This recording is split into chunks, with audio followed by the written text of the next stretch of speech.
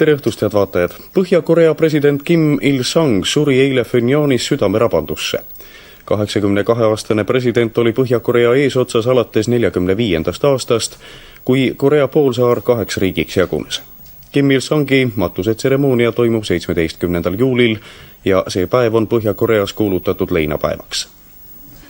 Kim Il-sungil õnnestus oma valitsemisaja jooksul ehitada üles stalinismi sarnane diktatuur. Temastki sai isikukultuse objekt. Olles riigi eesotsas selle loomisest saadik, juhtis ta kommunistide vastupanu liikumist teise maailmasõja ajal. 1950. aastal alustas ta sõda Lõuna-Korea vastu, lootes ühendada kogu Korea poolsaare ühtseks kommunistlikuks riigiks. 3 aasta pärast aga lõppes sõda tulemusteta ja määrati kindlaks 2 riigi vaheline piir. Kuigi Kim Il-sungi lahkumisest teatati eile hilisõhtul, on täna juba paljud avaldanud kahtlust, kas avaldatud faktid ka tõesed on.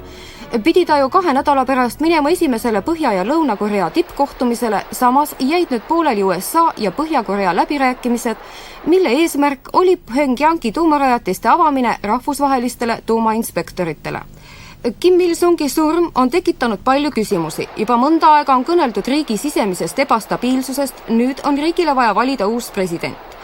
Tõenäoliselt saab sellele ametikohale Kim Il-sungi esimene poeg Kim Il-jong, kuid selle peab heaks kiitma ka riigi sõjaväeline juhtkond. Kim Il-jongi võimalustest kõneleb fakt, et ta määrati oma isa matuseid korraldava toimkonna esimeheks. Esimese sammuna teatas ta, et väliskülalisi matustele ei lubata, seegi on välismaailmas mitmeid kahtlusi äratanud. Kartes kaose puhkemist Põhja-Koreas seadis Lõuna-Korea president Kim Jong-sam riigi relvajõud kõrgendatud lahinguvalmidusse, et olla valmis igasugusteks ootamatusteks.